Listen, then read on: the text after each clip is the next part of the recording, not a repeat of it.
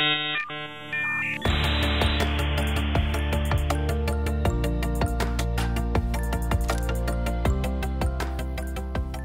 suis Sébastien Gams, donc je suis professeur au département d'informatique à l'UQAM et je suis titulaire d'une chaire de recherche du Canada en analyse respectueuse de la vie privée et éthique des données massives. Donc, ma chaire de recherche s'intéresse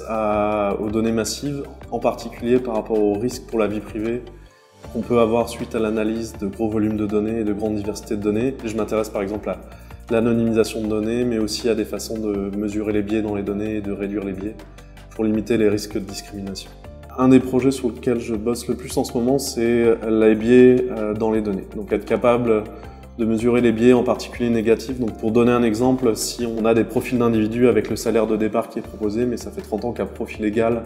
on propose un salaire plus faible pour les femmes que pour les hommes, clairement un algorithme d'apprentissage va juste reproduire le biais. Donc être capable de mesurer ce biais, c'est une première étape. Et l'étape suivante, qui est vraiment l'objectif final, ça serait de diminuer ces biais-là de manière à garantir que quand on va apprendre un système d'apprentissage, donc par exemple si on fait du recrutement prédictif, on analyse automatiquement les CV,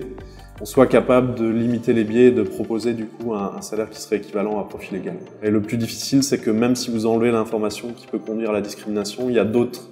attributs qui sont extrêmement corrélés avec ces données-là. Par exemple aux États-Unis, même si vous ne choisissez de ne pas demander l'origine ethnique, le code postal peut être extrêmement corrélé à un type de population et donc être capable de réduire les risques de discrimination indirecte, c'est aussi un des défis scientifiques les plus difficiles. Si je regarde ce qui se passe au niveau numérique les 10 dernières années,